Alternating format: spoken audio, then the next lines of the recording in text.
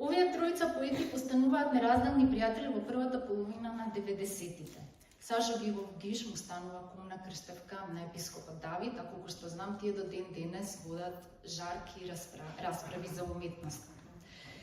Епископот Давид го познава повеќе од 25 години, тој ретко зборува за тие динамични времења од младишкото доба, но нештата за тие пријателства кои се основаат на поезијата излегуваат на виделина.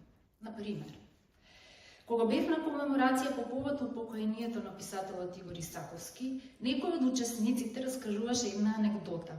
Имено, откако епископот Давид отишол во манастир, Игор Исаковски некоја вечер се опил и организирал група луѓе да одат и да го грабнат од манастирот, токму затоа што му недостасувале нивните сретби и разговори за поезијата. Кога го праша владиката Давид дали навистина биле толку блиски, тој ми одговори со едно да, но сепак и со радосна тага во очите.